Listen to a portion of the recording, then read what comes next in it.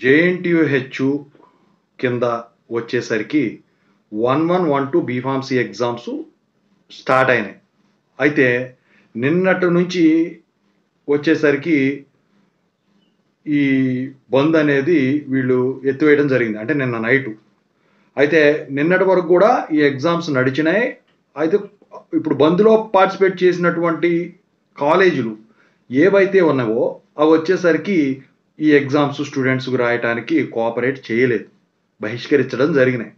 ఇప్పుడు ఈ 1112 B Pharmacy exams సరే ఇక కాలేజీలు ఓపెన్ చేసిన తర్వాత ఎగ్జామ్స్‌కి ఎలా చేస్తారో మిగతా ఎగ్జామ్స్ రాసుకోవచ్చు. మరి వదిలేసి ఎగ్జామ్స్ వచ్చేసరికి ఆల్రెడీ కొంతమంది రాసున్నారు కాబట్టి వాళ్ళతో పాటు ఆ సబ్జెక్ట్‌లను పాస్ చేసేస్తారా? లేకపోతే వచ్చేసరికి వీళ్ళకు సెపరేట్‌గా ఈ పోయిన ఎగ్జామ్స్ ఏవైతే మిస్ అయిన ఎగ్జామ్స్ ఉన్నాయో వాటికి కండక్ట్ చేస్తారా? లేకపోతే వాళ్ళతో సంబంధం లేకుండా మీకు సెపరేట్ మళ్ళీ షెడ్యూల్ రిలీజ్ చేస్తారా? దీని గురించి స్టూడెంట్స్ ఆందోళన చెందుతా ఉన్నారు. సో దీని గురించి ఇప్పుడు చెప్పదలిచాను. ముందుగా అయితే ఇంతవరకు ఈ ఛానల్ సబ్స్క్రైబ్ చేసుకుని వాళ్ళు ఎవరైనా ఉంటే సబ్స్క్రైబ్ చేసుకొని ఈ వీడియోని లైక్ చేసి షేర్ చేయండి. మీకేమైనా డౌట్స్ ఉన్నట్టయితే కాల్ మీ ఫోర్ ద్వారా కాల్ చేయండి. తెలుగు ఇంజనీరింగ్ ఎడ్యుకేషన్ టెలిగ్రామ్ ఛానల్లో జాయిన్ అవ్వండి. ఈ వీడియోకి హైప్ ఇవ్వండి.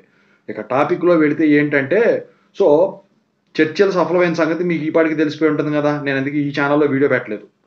అయితే ఏంటంటే ఇక్కడ మీరు గమనించాల్సింది వాళ్ళు వచ్చేసరికి యాజమాన్యాలు ఇప్పుడు ఫెడరేషన్ వాళ్ళు యూనివర్సిటీ వాళ్ళతో మాట్లాడి ఈ ఎగ్జామ్స్ మిస్ అయినవి ఏవైతే జేఎన్టీహెచ్ ఫార్మసీయే మిస్ అయినాయి. ఇంకేం మిస్ అవ్వల.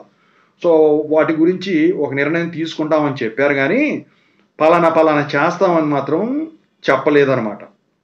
అయితే ఇక్కడ స్టూడెంట్స్ ఏంటంటే ముందు ఒకదానికి సమాధానం చెప్తా. ఏంటంటే ఈ రాయని ఎగ్జామ్స్ పాస్ చేస్తారా? సో ఒకటి గుర్తుంచుకోవాలి మీరు జేఎన్టీయూహెచ్ కింద ఏ కోర్స్ అయినా సరే అలా పాస్ చేయాలంటే మీరు రాసి ఉండాలి, బుక్లెట్లు మిస్ అయ్యి ఉండాలి, లేకపోతే బుక్లెట్లు పేపర్ వాల్యుయేషన్‌కి లేట్‌గా వెళ్ళాలి. ఆ పరిస్థితుల్లోనే మీకు ఇప్పుడు రాయబోయే సబ్జెక్టులు అనుకోండి వాటిలో వచ్చిన మార్కుల్ని వాటికి రౌండ్ ఆఫ్ చేసి యావరేజ్ చేసి మిడ్, మీను, మోడ్ అని ఉంటాయి కదా! వాటి ప్రకారం మార్కులు ఆ సబ్జెక్ట్‌లకి ఇవ్వడం జరుగుతుంది. ఆ కేసులో తప్ప ఏ కేసులో కూడా పాస్ చేసేదానికి ఛాన్స్ ఉండదు. ఇక రెండోది వచ్చేసరికి ఏంటంటే మొత్తం క్యాన్సిల్ చేసి మళ్ళీ పెడతారా?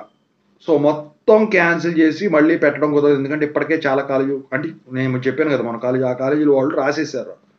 సో అయితే వాటి పేపర్ వాల్యుయేషన్ మీతో పాటు ఉంటుంది. అటానమస్ అయితే వాళ్ళు సెపరేట్ ఉంటుంది కాబట్టి ప్రాబ్లమ్ ఉండదు. అఫిలియేటెడ్ వాళ్ళు కూడా కండక్ట్ చేశారు కొంతమంది.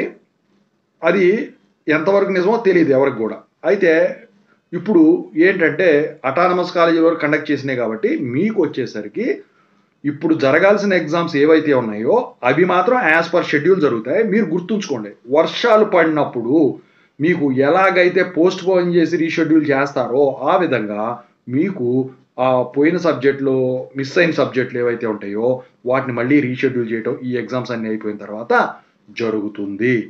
ఓకేనా?